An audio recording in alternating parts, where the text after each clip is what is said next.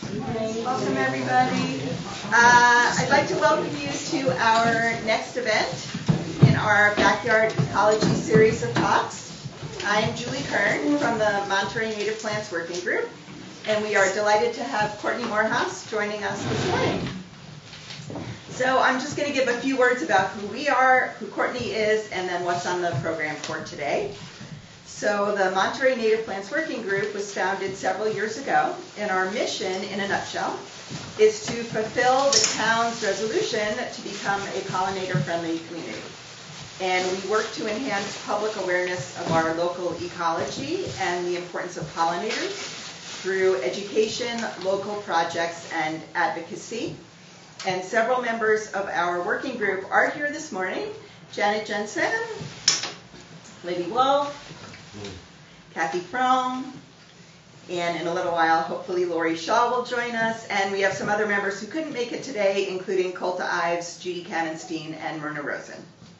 So some of our goals for the coming year include setting up a section at the Monterey Library from May through July that will be dedicated to native plants and ecology.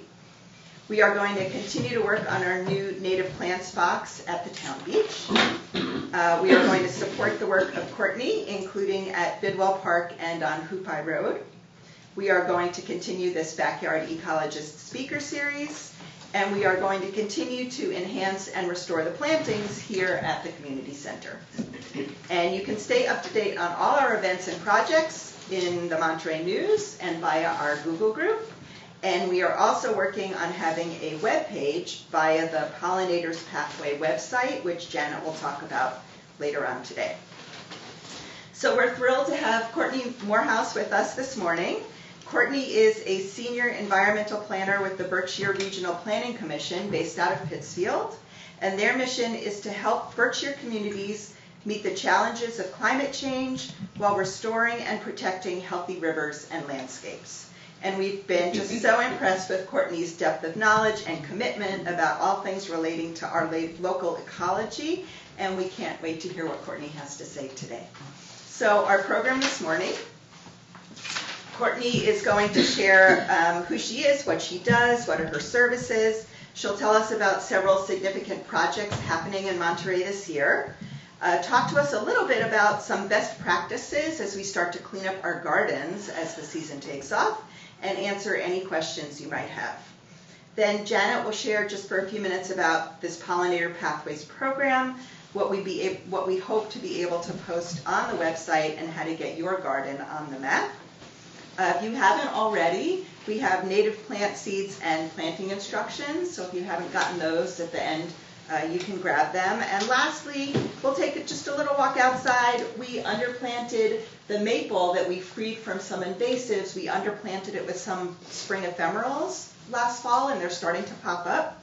So we can go visit those. And we also have our native plants box out in the community garden that we can walk over to.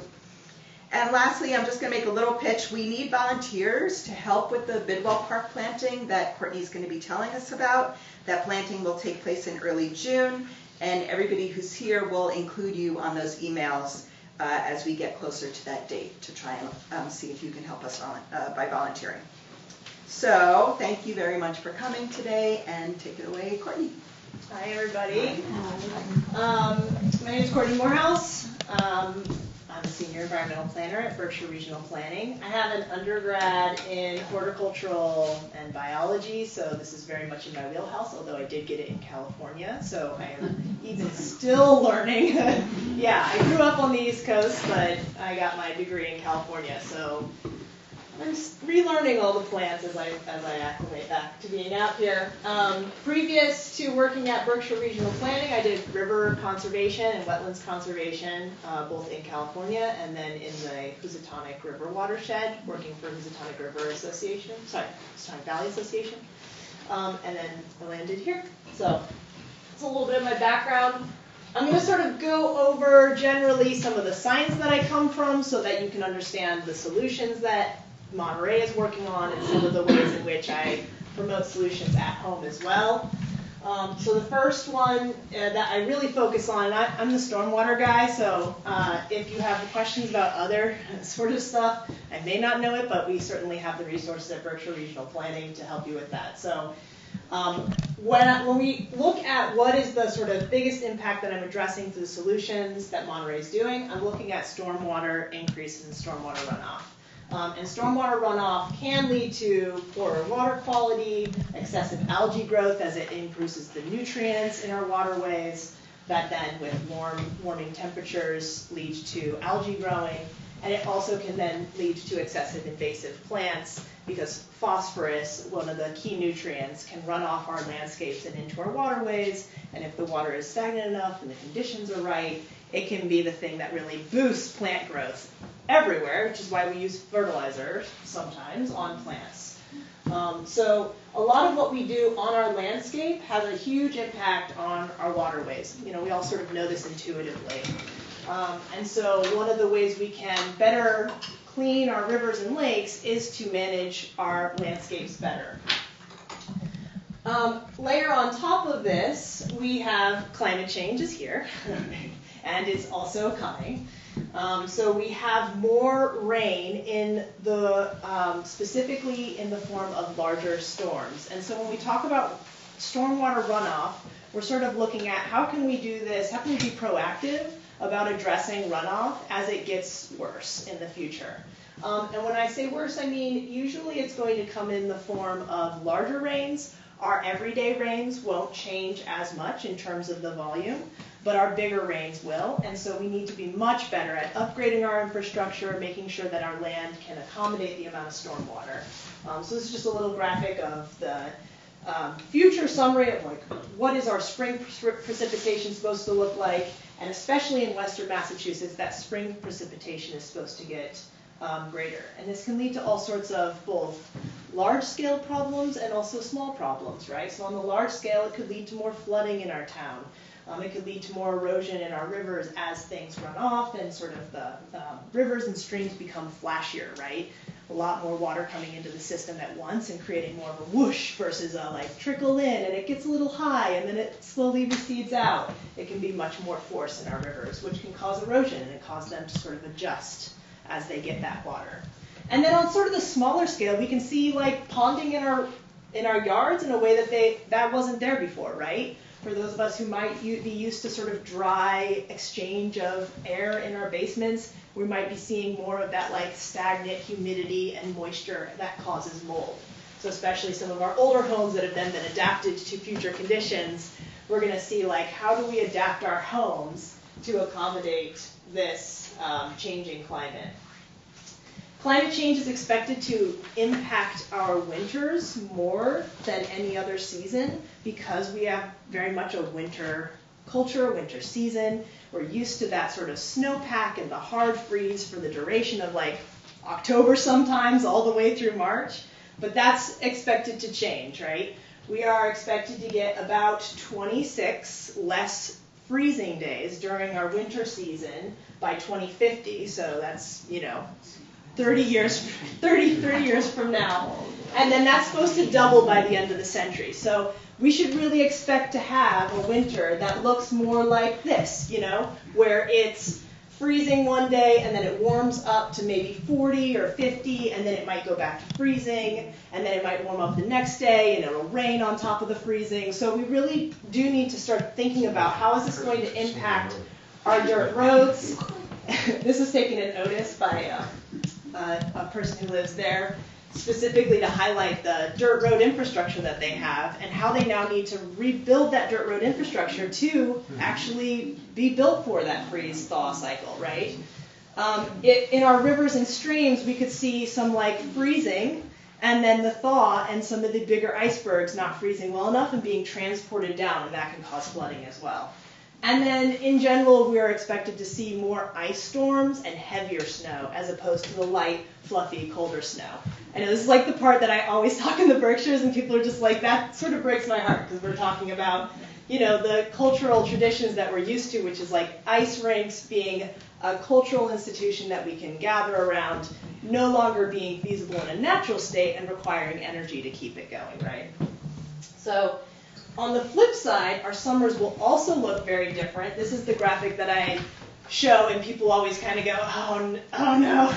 So again, in Massachusetts, we're used to having, a hot day really feeling like 81 degrees, right? Like that is hot for us. And then it cools down and we get that reprieve from the hot day and cool our homes down. So we don't often need air conditioning where we live. By 2050, we're supposed to have and expect to feel a summertime that's more like Maryland, both in the amount of what a hot day feels like, more like 94, but also in terms of the amount of humidity that we are expected to feel, right? So a hot day will feel even more hot because we will be feeling more humidity in a future climate condition. And then by the end of the century, they're predicting that with the emissions sort of staying the same, we may start experiencing summers more like Georgia, which is always like the most like, whoa, okay, that is really different than us.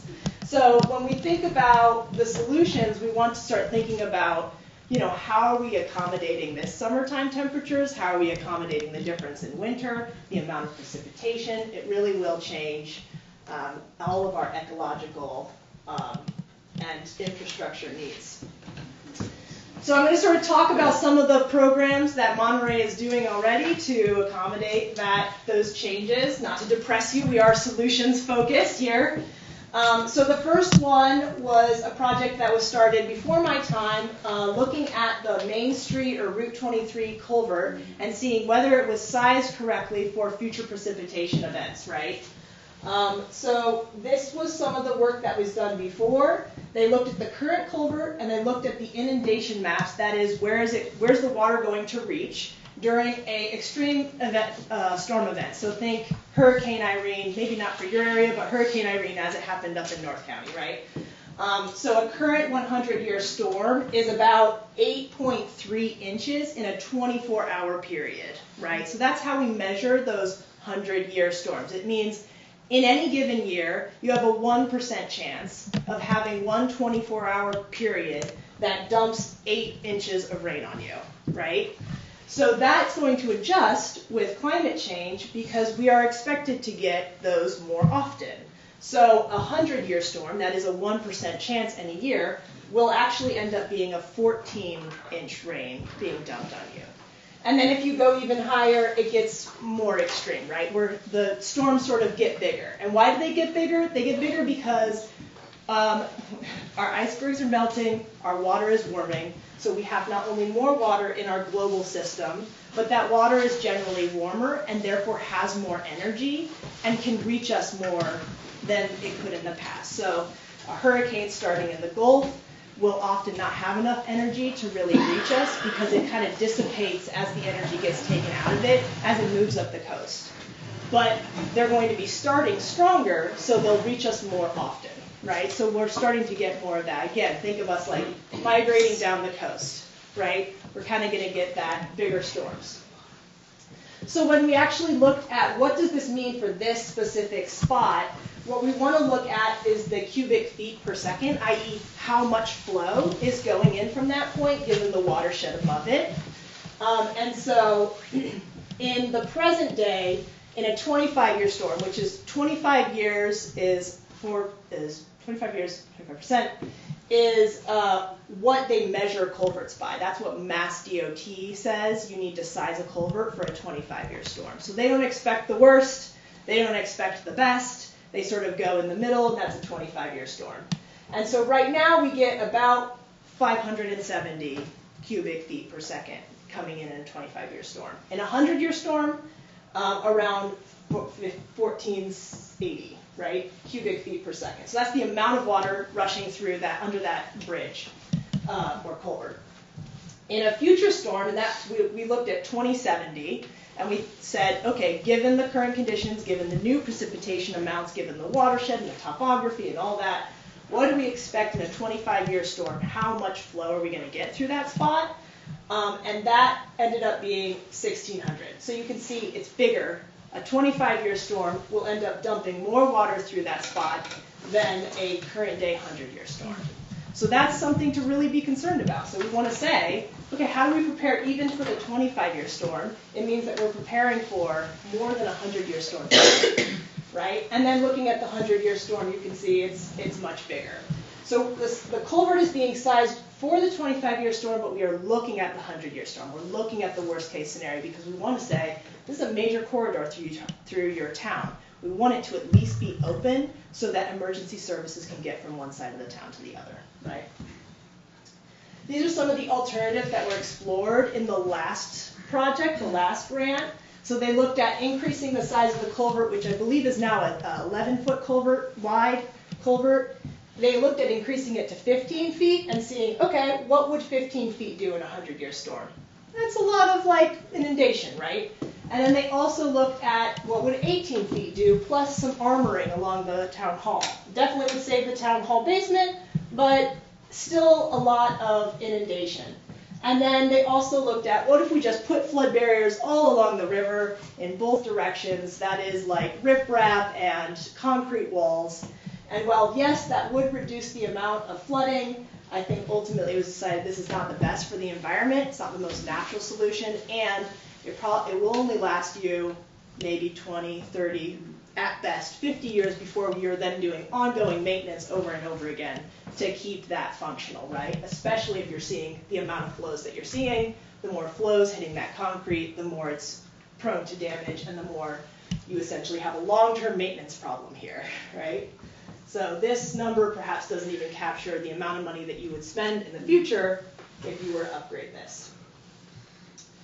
The solution that was ultimately decided on through surveys and such was to replace it with a 25-foot width culvert. So that is the state standard, which is 2.1 times the bank width. So the bank width is basically where a 2-year flood kind of flows to.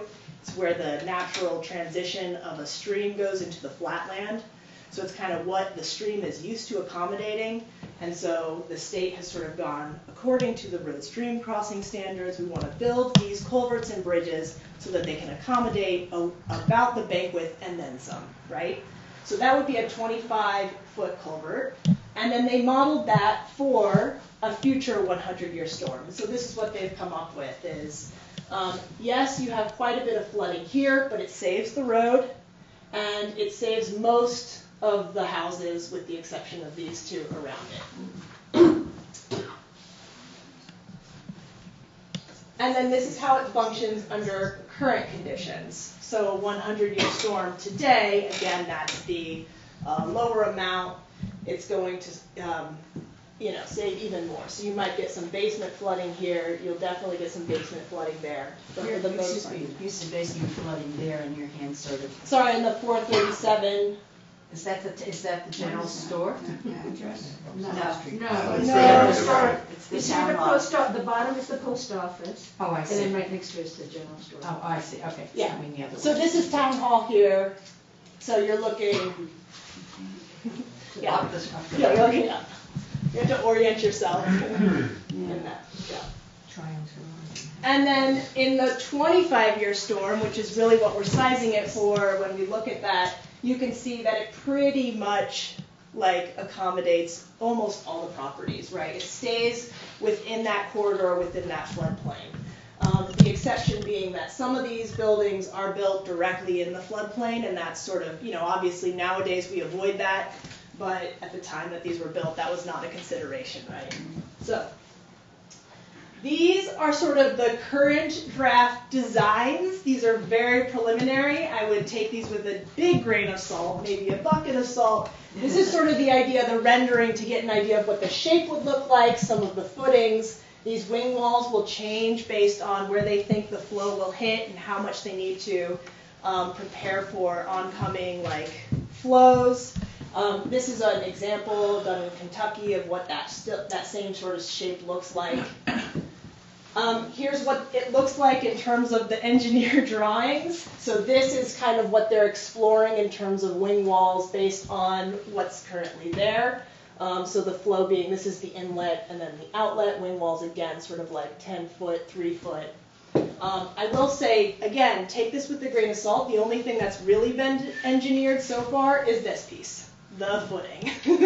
So they took some geotechnical borings to look at the bedrock, to look at the soils, to look at the stability, and then they really just engineered the footings and worked with a precast concrete engineer to figure out what it is that already exists out there that would give it the most stability, right? So those are the parts that, like, perhaps as the public we care a little less about, but you don't want it to wash away, so they spend a lot of time looking at that. So that's sort of what's been done to date. Well, that just explains it, sort of like what the footings are going to look like.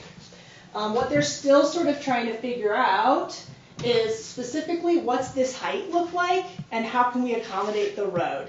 So in the future drawings and they've looked at the flood level, both in current and future conditions, and right now what they're struggling with is that the future conditions is so much rain that it's reaching the top of the road, not the crown, so the road still remains open, but even so, that's not great for a 100-year storm for it to hit the top of the road.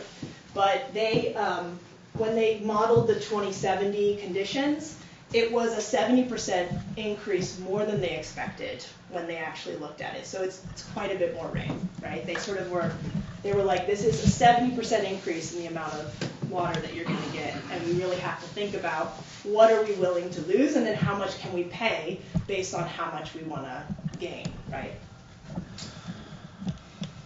So I'll stop there because I think this is a big project. It's impacting the whole community, and I want to leave time for questions. Yeah. I just have a question. Yeah. You want to leave that to later? No. Okay. I'm going to pause now. Yeah. Okay. My question is, what is the effect downstream, especially to the center town dam? So it should be. That's a good question. And I don't have a full answer for you, but I'm going to make something up and guess based on education that I have. My guess is that in a 100-year storm specifically, this will still, because it's hitting the top here, it'll be holding back some of that water and buffering the impact on that dam. During a normal storm event, it will be getting the full impact as if the culvert wasn't there. You know, so in a 25-year storm, etc., that should be completely passing underneath the culvert, and so the downstream dam would get the impact in it in the full form. Yeah. I have a budget question. It's not that I don't care about how much this costs. I just think it needs to be done, so whatever it costs is fine with me. Sure. But I was reading this article about Venice. I don't need to go into it more. and what they built, and when they commissioned it, and the way they budgeted it. Yeah. By the time it got built, it was 25 years later. Yeah. And the government was giving the same amount of funding that it had said it would give. Yeah. I don't know what the state is like, if anything with our internet, the lag in the way the state money has come through. So how do you accommodate for that so that you don't end up building something that in 2023 projections, by the time you get the state money, the projections are, it's 4 years later. Right. So how do you accommodate the flow of the water, the height or whatever, to manage whatever happened, whatever changes in the interlude? Does that make sense? I think, are you asking two different questions? One's about the flow and one's about the funding and basically inflation, cost of goods, delays. That's what I'm asking. The second. How do you manage that? Because by the time the state kicks in its share, things might have changed, and does the plan then get to be changed, and the price changes? Yeah. So I have two questions. One, the first, that 2.4, I believe, figure was from whenever that first study was done, the alternative study. We are updating those numbers in this current study. So at the end of the 2-year period, which ends June 30th, 2024, we will have the most update. They'll redo the cost estimates based on the new designs, right? So you have current cost estimates. And then in addition, when we write those grants, we build in a 10% contingency. So, that, until we get estimates back, we sort of go off that and we put those to bid, and then the contractors are held to And then the second part is the water flow. So how do you accommodate for that? So that part we're accommodating for now. Okay. That part we're using the most up-to-date climate projections and data and rainfall distributions to accommodate what the flow is going to be. It's climate change and it's predictions. So we're saying under a medium to high emission scenario, this is what it looks like so that we can hedge our bets. But we could do great. We could all convert to electric and emissions go down like crazy and regulations, and we work with our international community. and get lower. And then we've built a great culvert that can accommodate any sort of storm. Yeah. My house is on a private road for which I am responsible. There are a few other houses on that road as well.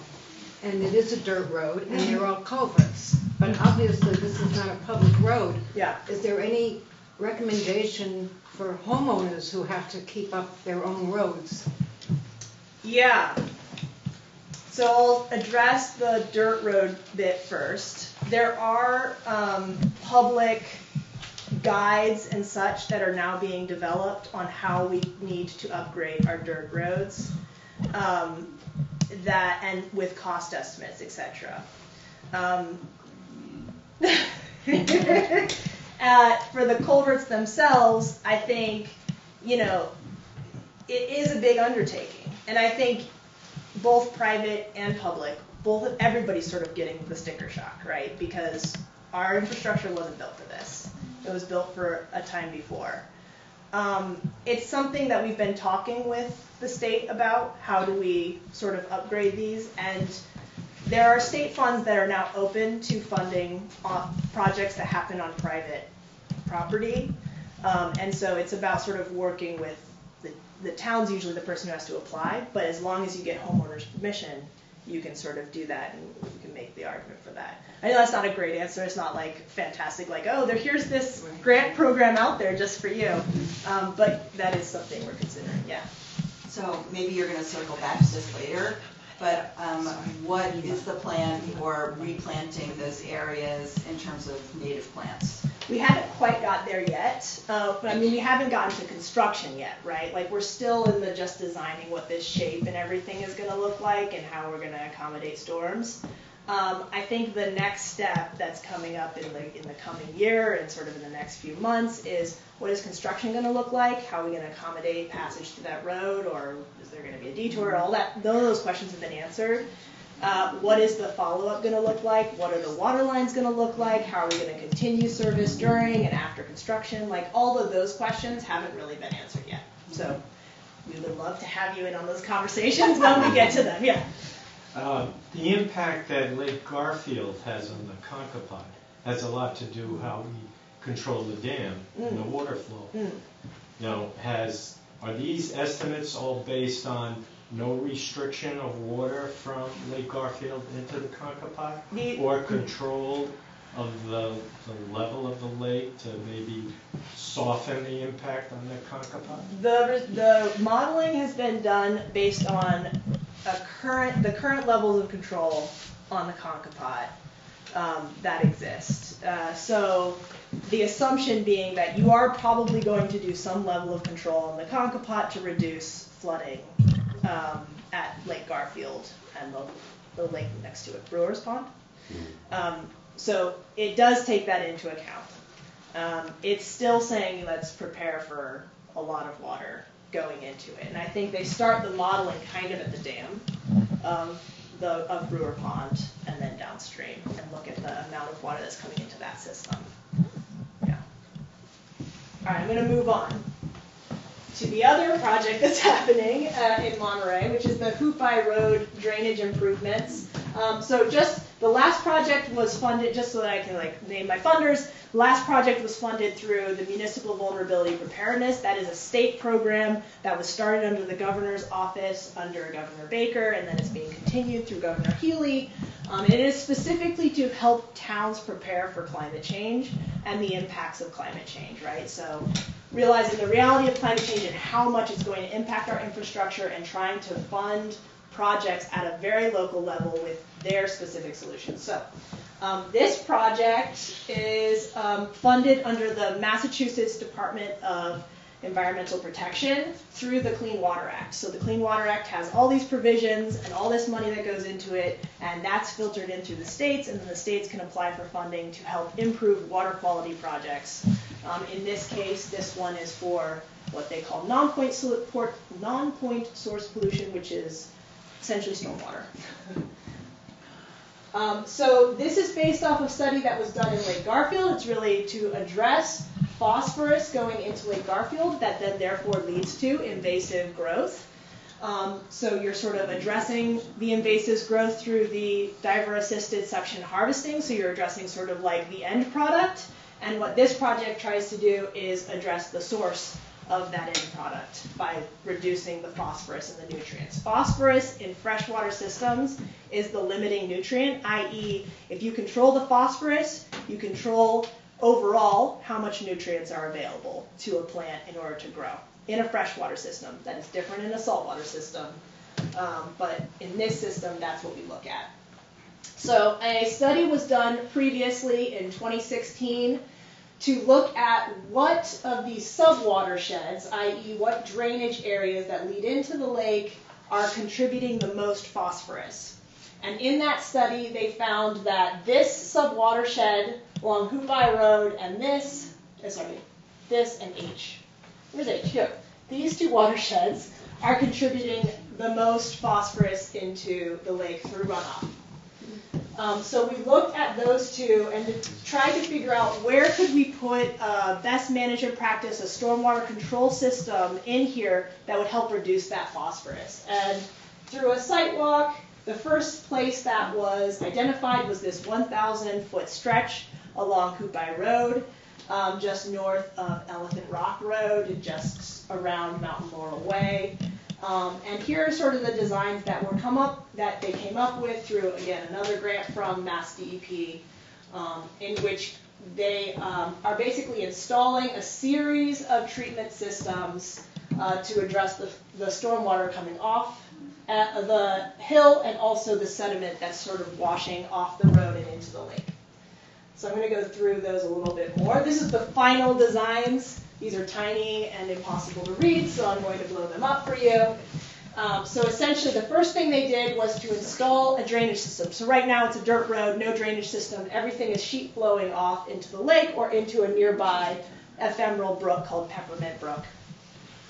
So the first thing they're going to do is install catch basins, about 8 of them, that are deep sunk. So a normal catch basin is like 4 feet. And the pipe is kind of like right here. There's an inflow, there's an outflow. The idea is to just move water efficiently through the system, get it out and get it to the nearest stream. That's mostly how our stormwater systems are designed. A deep sunk catch basin does it a little bit better by increasing the depth and allowing the inlet to pump water in and then having the outlet elevated a little bit so that a lot of those solids can settle before moving out. In an extreme storm, this doesn't function perfectly or amazingly, but in a normal, everyday, 1-2 inch storm, you're going to get a lot of those settling. So a lot of the dirt, the grime, the rocks, that sort of thing. The next thing that's planned is to put a bioswale along the northern end of the road to catch a lot of this runoff and slow it before it even hits the road in the first place. So a bioswale is just a depression in the road in a linear fashion alongside. Those can get planted with native plants, so I think that's the portion where we'll work with Monterey Native Plant Working Group to make sure that that also has ecological value as well. So that sort of catches, slows, and retains the water and allows it to infiltrate on the northern side. All of these systems, at least these catch-based systems, will be piped together through a series of pipes underneath the road and eventually lead to what is called a storm scepter or an oil nutrient separator. It's basically a fancy catch basin that creates a vertex that makes some of the oils settle down into the bottom before being pumped out. So it's kind of like this, plus a lot of other fancy engineering technology. And then the outlet to that leads to a rain garden. So sort of all of this together is expected to remove 95% of the phosphorus and nutrients coming from that area, right? So we're really saying, how do we essentially control this one spot and reduce all of the nutrients? Yeah. I see you're capturing the rainwater in the catch basins, so going to fancy catch basin and into the rain garden. Mm-hmm. But if the amount of phosphorus coming down, where's the phosphorus end up if not in the lake? Where is it? The bottom of the catch basin? Is it in the rain garden? Where does it go? So it's so the way we're capturing this, and I should have said this at the beginning, the way that we're capturing the phosphorus and removing it is essentially through dirt. So dirt has particles and nutrients attached to it. So what we're saying is we're removing the dirt. So if it settles out into the basin here, if it settles into these get cleaned by your highway, and then they get like thrown away upstream somewhere. The sediment settles out into this, and it just stays there. So it gets trapped in the dirt, as it should, right? And same with that. So those what we call BMPs, best management practices, get regularly checked and maintained. So if it's accumulating too much dirt, it kind of needs to get scooped out and put further upland somewhere where it won't make its way to a waterway. Mm-hmm. Yeah. Periodically, there are soap bubbles in the lake. Yeah. Fun. Yeah, fun. Right. Some are floating right above. Uh-huh. Will this help with that problem? No. Okay. It doesn't. Okay. I'd like to hedge my bet, but no. So you want to know where the source of those bubbles are coming from, and I assume that it's not bubbles that are like natural foam. Like in systems, there's sometimes natural foam, even like bacterial natural foam where they off-gas and they create bubbles. This is like, you're talking about like suds. Mm-hmm. Yeah. Little So, bubbles. so that, I don't know where that would be coming from, but my best guess, and sometimes I've seen this, is like if somebody accidentally hooks I'm gonna say that generously, a washer into maybe a sump pump that's like going into a yard that's then running off into the lake, something like that. That's what I would be mindful of. Yeah. So where is the rain garden going to be? The rain garden. Yeah, that's a good question. I gotta make this part up. But the rain garden is, in theory, supposed to go just sort of uphill of Peppermint Brook and at the outlet of this storm scepter. I'm not sure yet. We haven't done the final designs, but I will get back to you on that. Okay. But that is the other place we'll have native plant garden. Any other questions on the Hoopi Road? Yeah. I'm just thinking about what is going into the lake. That I'm very careful, but I know there are people that do not bother to buy certain detergents that are safer for our lake and our environment, and I don't know how to get that word across because some people ignore it. Mm. But what are we doing that? Is there a way of? Yeah, I mean that those portions are like education and outreach. As part of this grant, we are also doing. I love this planning word, a toolkit, in which we have some of that education. How do you maintain your personal property in such a way that it reduces the amount of pollutants to the lake? Yeah. Do you work with any of the landscapers about the fertilizer? Mm-hmm. Not yet, no. Well, so but what should we as a town think about doing? There is, what I will say is there are some landscapers that are better than others. That sort of being a larger question of how do you get across to an entire industry of landscaping. But can we come up with an ordinance as a town? You could, yeah, and some towns have. Have at it. This is a great idea, yeah. Before you do the ordinance, a long time ago, that literally, if we can get the money, we need to have flyers set up with all of the instructions and the implications of what goes on when you have fertilizer on your lawn or whatever. This has been going on since the 70s in this town. People think that fertilizer, if it's organic, means it's not going to cause weeds. Still has nutrients. But if we can get the money to make up really good flyers, I'm telling you, it has to literally go door to door. Along Hoopi, along Elephant Rock, you literally put those flyers in people's homes.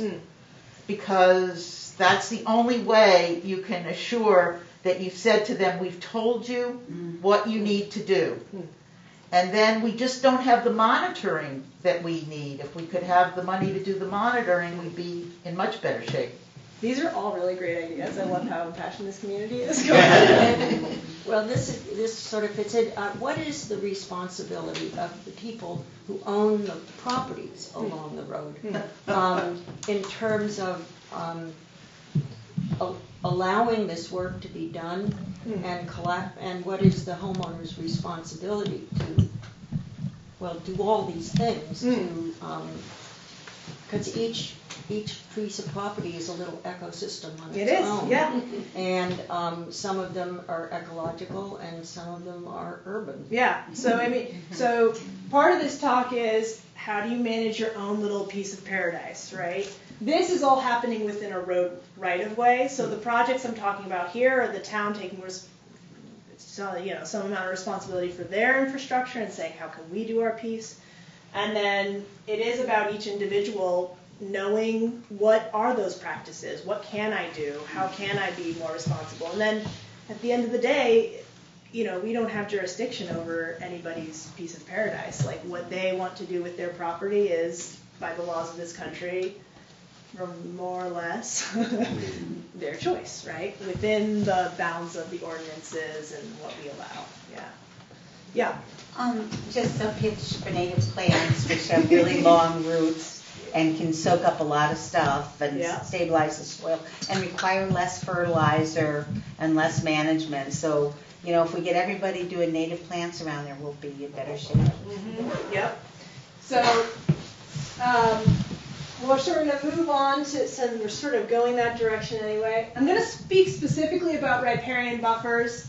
And we mentioned that I was going to talk about spring cleanup. I actually forgot that. But here are some quick tips on spring cleanup.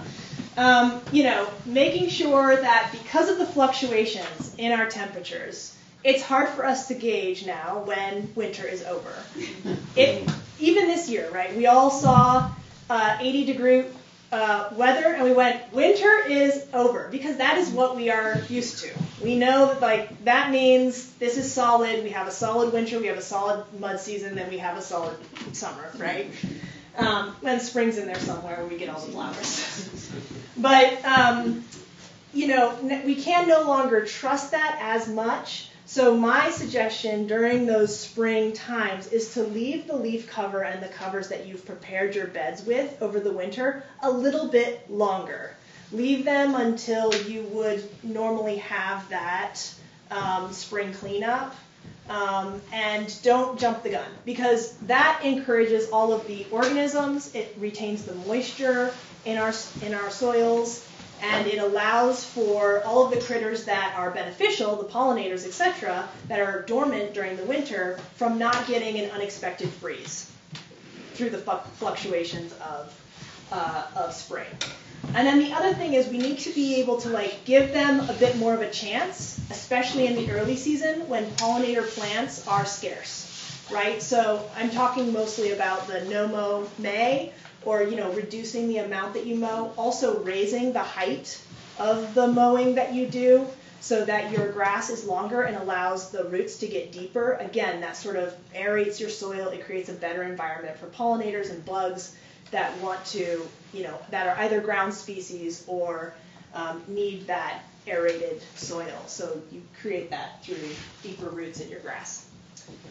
That's my quick spring cleanup. Any other tips? I know this room is probably even better. And then just the other thing is that when you are doing that cleanup, that a lot of the bees and other pollinators have gone into those flower stalks. Yep. And the best current advice is to leave a little variety of heights of those old stalks, anywhere from 4 to 8 inches.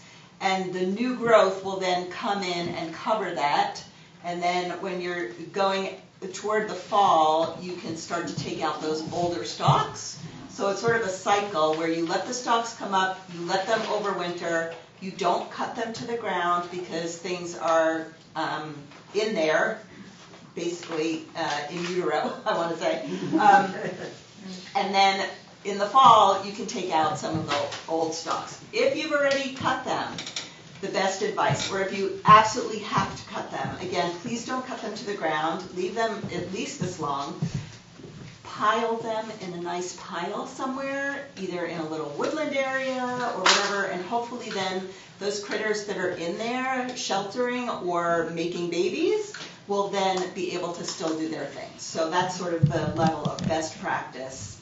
And if for people taking notes, Heather Holm is a local person. Well, I don't know if she's local to Massachusetts, but she writes an awful lot about bees and pollinators. And if you go onto her website, she has some good graphics of how do you actually manage those stocks through the seasons. Yeah. And then the 5th, 6th, 72nd piece of advice that I'll give is, we are expected to see a fluctuation in when things emerge, and that sort of misalignment with when birds are migrating because of climate change, right? So bugs and plants emerge based on the warmth of the soil, and birds emerge based on the change in the diurnal daylight. So as our climate changes in our region and we're getting some more of those fluctuations, we're getting warmer soils, warmer air temperatures, bugs and plants will start to go, it's time to party, like it's spring.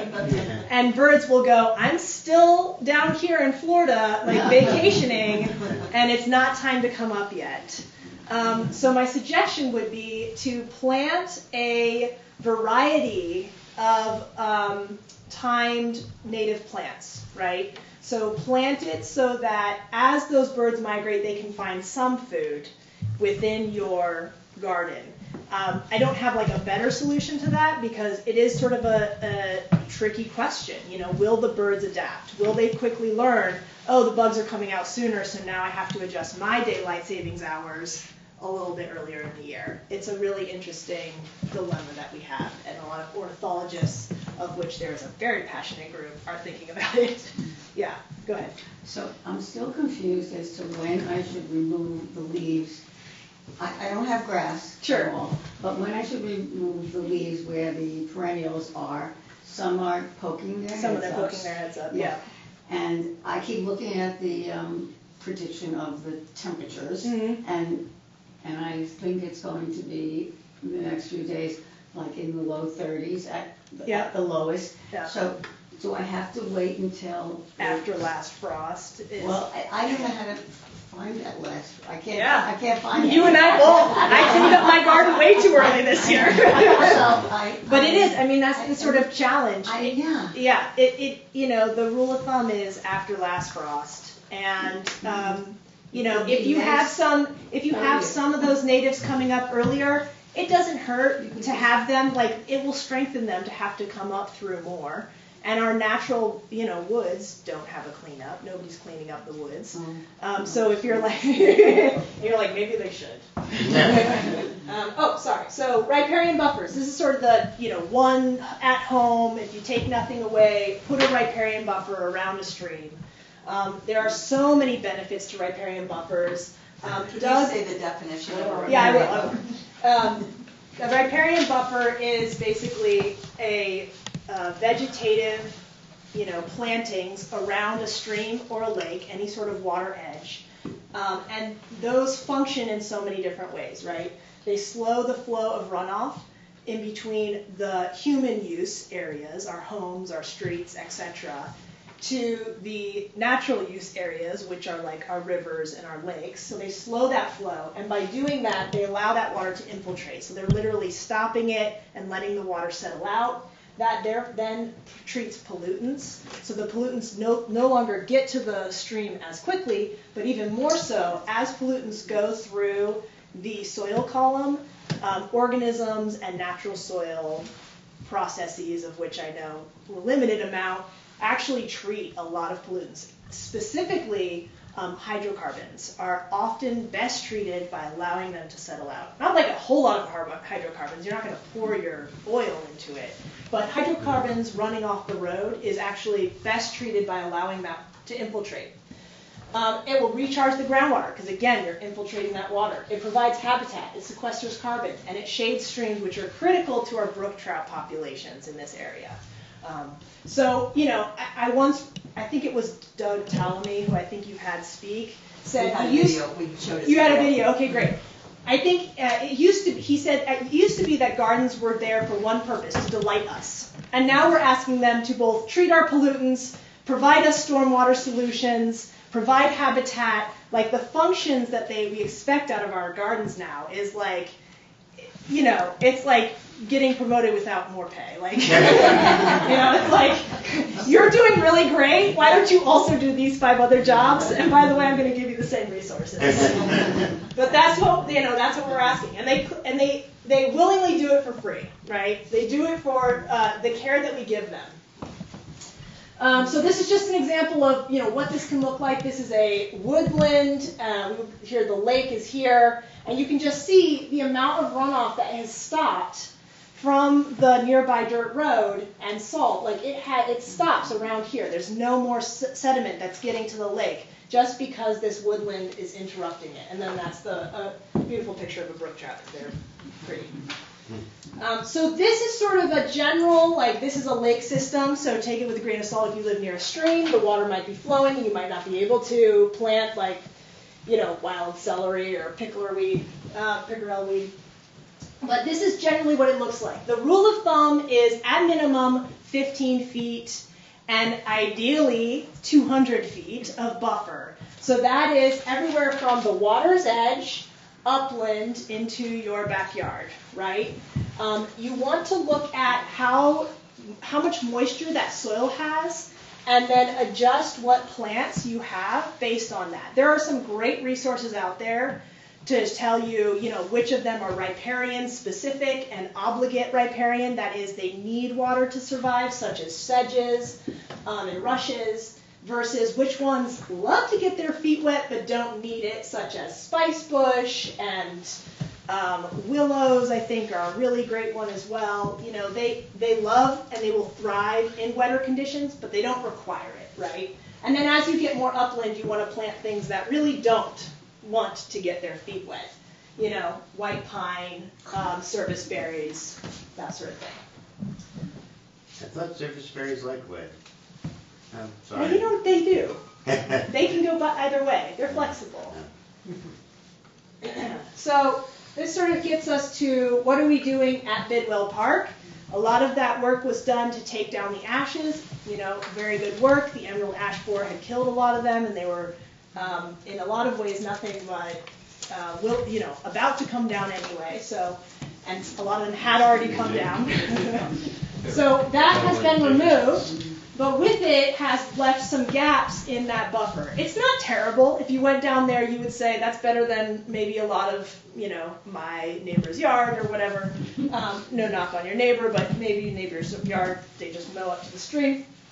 But it, you know, this is sort of a demonstration of how we can make a specific area even more of a, you know, buffer to treat that stormwater. So the idea is we're going to get some native trees. And plant them where some of those older ones came down, and there's some gaps to provide overshade of that stream. Those will be interspersed with shrubs, again, native shrubs, and then some herbaceous perennials and wildflowers and ferns that really survive in that understory woodland type. So we've chosen everything based on, well, I'll get to that. But so the planting event is Saturday, June 10th. From 10 to 1. I hope I got that right this time. Okay, great. And we'd love to have volunteers. To volunteer, please email the Native Plants Working Group. Yeah. Where is Bidwell Park? Oh, my goodness. I just thought everybody knew. You want to tell? Everybody does except me. Okay. Yeah. It's right across from Town Hall. If you go to that street across from Town Hall and take a left down what feels sometimes like somebody's driveway, it's not. And then keep going. It's down below the town. Behind the library, yes. It's behind, No, yes. no. No, it's across the below street. the post office. Right. Behind where you start, but You cross the river and go left from the post office. Sure, I think you're more confused. I know where It's not a Bidwell house. There's a no sign, too. Look for the sign, there's a sign there. I'm on the Parks Commission, and we rediscovered Bidwell Park, because the majority of people in town didn't know where it was. It's a really sweet and spot. we cleaned up the ashes, and then another storm came through, cleaned up the ashes, and now I'm glad people are rediscovering it and trying to preserve it. Yeah. And it does share a common driveway with a private home. That might feel like why I feel like I'm going down somebody's driveway. But if you go beyond that, and you're really not supposed to, we're going to put up a sign, cars aren't supposed to drive right down to the park. You can park at Town Hall. along the road. Yeah. I've been in town for a very long time, probably longer than anybody here. No. I might fight you on that. And actually, I owned a store at one time when I first came to town a very long time ago. I am not anything against native planting. I want you to know that. But I don't understand what you're doing in Bidwell Park, because Bidwell Park has been, the land was given by a Bidwell, that's why it was called Bidwell Park. And there were mills along the riverbank, and all that land was cleared. When I came to town, it probably saved my life many times, and I could just get so frustrated I could go across the dam, walk down that park, which was just natural. It had grown up from when there were no longer any mills there, the trees grew. Nobody planted a damn thing there, ever. And it bothers me to say you're going to plant cute little shrubs there or something, because that is not what the whole atmosphere of Bidwell Park, and of course some of you have never been there. My kids, especially my daughter, spent a lot of time just going down there and finding that natural peace. And if you're now going to make it suburban, which I don't care if you're natural native plants, it's still suburban because you are putting them there and you are planting them, one here, one there, and then interspersed by this. That is not what that park ever was. And it just disturbs me to find that. As I said, I like native plants. If you go around my house, you'll see native plants. If I mow things, I mow around the daisies that come up here. I mow around them. But I find it disturbing to think that you want to make this now a suburban park when it has always been a very native, natural park for at least 60 years. It won't feel like a garden. It's not going, so the idea is to replace the trees and the shrubs that have been downed. It's not going to feel curated in that way, and we have been, this is I made this up, but we have sort of tried to make it so that there are access points to the stream that you can see through. But it was clear at one point, totally, and then it grew up on its own. Why not just leave it go back and fill on its own? I mean, one of the reasons we're trying to get ahead of this is because what we're seeing now is that places that are cleared no longer have the native, established plants that used to be. We're seeing that the thing that actually establishes are invasives that then overgrow and make a place less usable.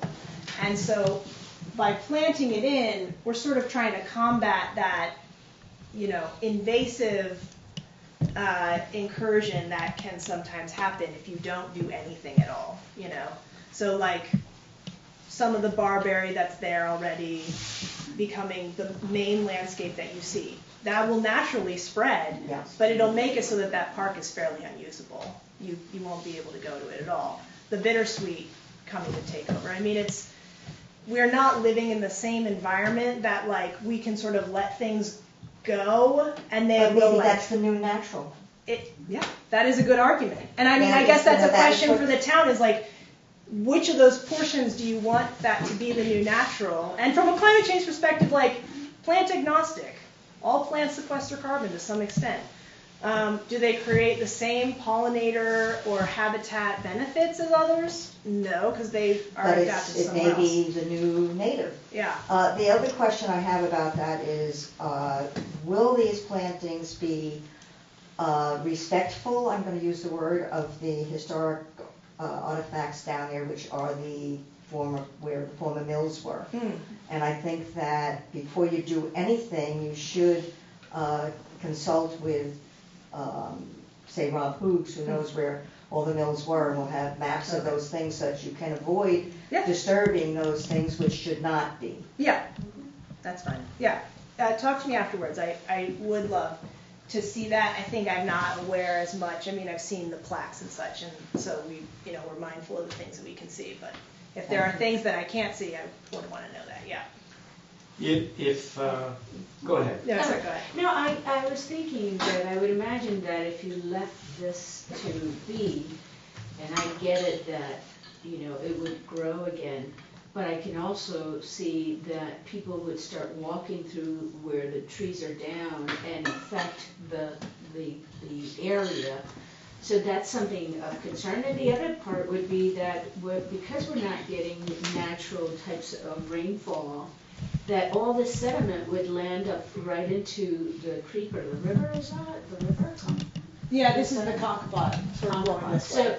So I would imagine that, and I totally agree to, leaving things as is, but I think also because this is unusual. We definitely, climate change is I don't want to sound alarmist. Down there? Yeah, no, I go through all these areas quite often, and I understand where you're coming from, I live on Hupai Road, so I'm going to kind of extend it and kind of go back there. But I've noticed the major erosion that's taking place on my own property and the frontage, Yeah. And so I'm curious, what I would love to see is if we could manage to see if we could plant more native species, in situations like that, so we can mitigate some of the downpour of all the sediment down to the lake. Yeah. Okay. You were gonna, yeah. I'll speak. I don't know if any of us in the audience here have taken a walk over the last year or so. The ash borers just killed that area. Those large ash trees were falling. It looked like a war zone. And we had John Field come in, and he cleaned it up. Then another storm came down, and he said these other ones are going to fall too.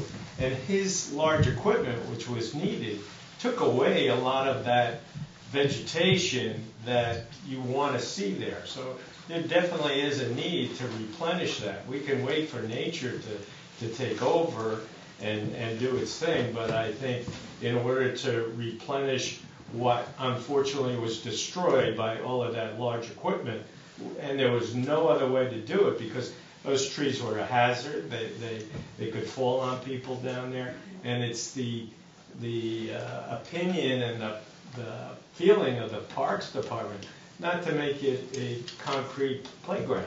It's going to be very sylvan, very woodsy, and the monument that is there is going to stay there, and the little remnant of the mill is going to stay there.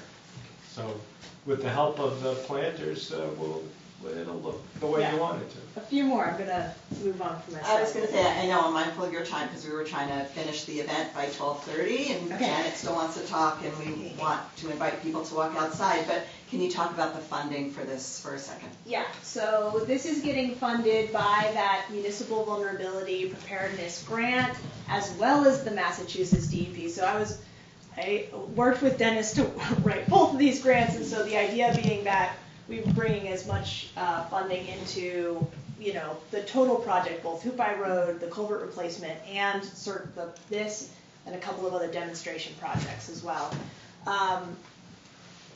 The town also was able to reallocate $5,000 that they had left over from the tree removal that they didn't end up using to buy these plants. So that's been helpful too. Yeah. Just real quickly, I walked down there last week, and it is a mess. It's all disturbed, and when you have disturbed soil, the invasives rush in. And right across the river there, we have a really big patch of knotweed, and once knotweed takes over, it's just inaccessible. Hard to get rid of. Yeah. So you think about it in like, a lot of times when you have disturbed soils, you're going to manage it in some way, whether that's going to be by removing the invasives that come in, or by preemptively planting so that the invasives get crowded out and don't have a great habitat to come into. It's just the amount of effort. Or you leave it alone and sort of let it take its place. I'm going to skip through these a little bit quickly because I think this group maybe is already familiar with this, but Acusa dogwood horticultural, very beautiful. However, it is non-native and versus the Cornus florida, or Florida, I'm not sure. Sometimes I just make how they're supposed to be pronounced up because I read them. In terms of how many pollinators these two plants support is pretty shocking. Wow. So the horticultural plant is Japanese, I believe, in origin. It does not have the same habitat. It's beautiful, and I have horticultural plants in my yard simply because they delight me to no end. But they provide very little habitat and ecological benefit, whereas a native flowering dogwood supports 117 native caterpillars, and that then therefore moves up the food chain, supports birds, supports your local cat, what have you. Some considerations, I know, it was a dig. Some considerations when it comes to actually planting. Again, think of the movement of our summertime temperatures, our springs, etc. And therefore, if you superimpose that by the hardiness zone, what we want to start thinking about is planting things that are going to adapt to a higher hardiness zone, right? Or things that, grow native in our area but have a southern range of Maryland, of North Carolina, right? Something that has a wider range that you're planting to the south. And then in some cases we are looking at what plants do we need to naturalize up here. They won't be native, but they won't be invasive. So a tulip tree is a good example of that. That type of tree is not native to Berkshires at the moment, but we are very likely going to start seeing them become more naturalized because they provide great pollinator habitat. They are a native species just south of us. In fact, they grow sort of to the east of us. Are we still in 5? You're still in 5. I don't know that the USDA is going to shift these, but what I'm saying to you is look at a wider range when you think about these hardiness numbers and start thinking about, if I want my garden to survive even 30 years from now, start looking at plants that grow in Maryland and also here. This is the preliminary native plant list all for the Bidwell Park planting. All of these plants were selected based on, first of all, being riparian, but also that we're not going to plant all of these. These are just sort of a running list of the different plants that we've chosen to choose from. They're all native, they're all pollinator friendly, and they're all climate resilient. So they all have that wider range. Yeah. Can we get that list? Yeah. I will send you the plan and the list. Mm-hmm. Take the plan with a grain of salt. And I'll send these slides out so that you have them all. So local nurseries, I think you're pretty familiar. I would also, Helia Nursery, obviously most local. Earth Tones, since you're all in South County, and for those of you who travel north-south, Woodbury, Connecticut also has a really great nursery, and they actually, all of their seeds are grown from collected seeds in the area. So they have a very localized phenotype, much like ecotype. Much like Helia. And then these also grow native plants, but you have to know what you're looking for. They also grow horticultural plants. If you're experiencing bank erosion, I'm going to do this very briefly, but you can actually do some bank stabilization by increasing your buffer on the top, but then also doing a live staking along the bank itself. So live staking is basically willows, dogwoods, anything where you can cut it, stick it into the bank with the top point pointing out. I have done this. So if you cut the tree like this and it's sprouting here, don't then plant it upside down. You do want to cut them while they're dormant because by the time they're leafing out, that's too much energy and they will die. So sometime in early to late March, cut those 1 to 2 feet, hammering them into your bank, and they should leaf out in the following year. And they basically their roots will become a lattice that holds up your bank as well. Here are some of the plants you can use. So willows of all types of varieties, flowering shrubs that really grow well in wetland areas and also sprout from a cutting. So red osier, or what's also called red twig dogwood, silky dogwood. And then also I found out that buttonbush and elderberry, which just is amazing to me because look how cute that is. Who doesn't want elderberries that they can make syrup out of? And this is what it ends up looking like. So this is a live planting done by Wellness Landscapes in Williamsburg. And this is the dormant, when you put it in. This is that summer, and this is 2 years from that. So you can see it sort of stabilizes the bank. So the last thing I'll talk about is that this coming summer, I'm going to be doing home property assessments. So there's a link, you can sign up and you can have me come out and look at your property and go, I think a rain garden could be sited here, I think a riparian buffer could be sited here, and I'll basically walk your property with you and talk about what are the different solutions that could solve some of your problems. I'm not, like the most expert, but I have a lot of experience in doing this work both on the ground and also giving a lot of this outreach. So that is available for the next year or so. I want to say questions, but I feel like we've been pretty interactive throughout, so thank you all for having me. Here's my information. Thank you so much. Yeah, and so Courtney will send the slides and we'll send them to everybody who registered today and also make some of it available to the wider community so that everybody can share the resources. It's fantastic. So Janet's just going to talk like less than 5 minutes about the Pollinator Pathway Initiative, and then whoever would like to, we can go outside and take a look at some of those plants. So thank you, Courtney. Courtney is such an asset for our community, and I'm more impressed with her every time I speak with her. And she turned me on to this Pollinator Pathway group. They're somewhere in Connecticut. And can you put it where it shows the map? And so actually Monterey is on the Pollinator Pathway, a corridor where pollinators can move north and south and everything. And they offer, and can you go to our Monterey? And they offer websites. So we're going to have our native plants website through them. And they also have this map. Right now, Monterey has one native. So if you have mostly native plants in your garden, if you don't use broadcast herbicides or pesticides, especially pesticides, and if you follow other native plant guidelines, you can register your garden on this website and get a butterfly. Right now, not a real butterfly. Not a real butterfly on the map. A butterfly on the map.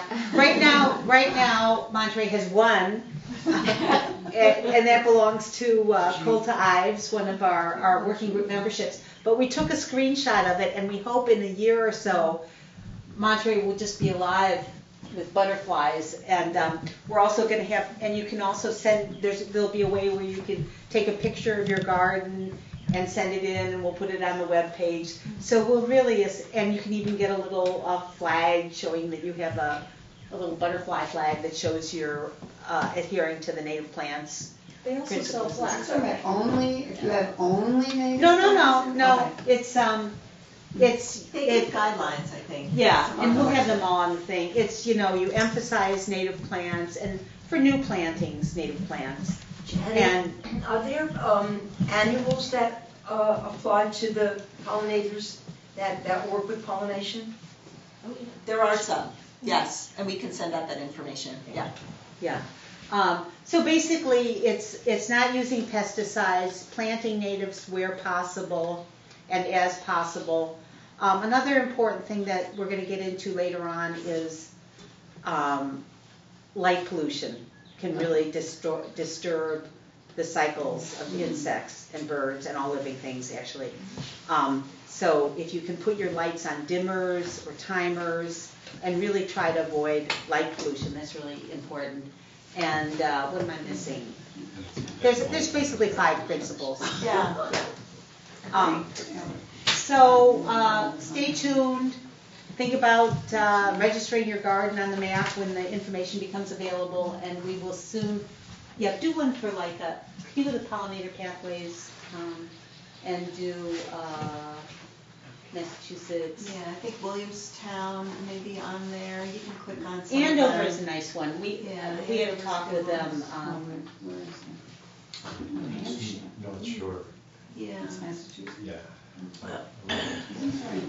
Control invasive plants, that's another thing.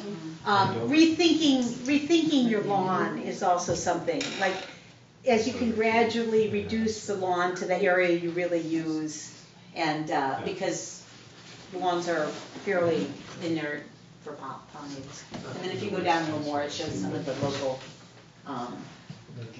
So here, then they have pictures of different pollinator gardens. Yeah, so we can populate our webpage with a lot of things. It's a great resource for us. And they host it, I think. Yes, they do host it, and they're really helpful in the design element and stuff. So that's coming soon. Oh, so also, we have there's still some seeds left and some native plants. Get them in your gardens, because our mission is not only to do stuff municipally, but help private gardeners and stuff to get more natives going. So thanks everyone for coming, and if you want to watch outside, we'll do a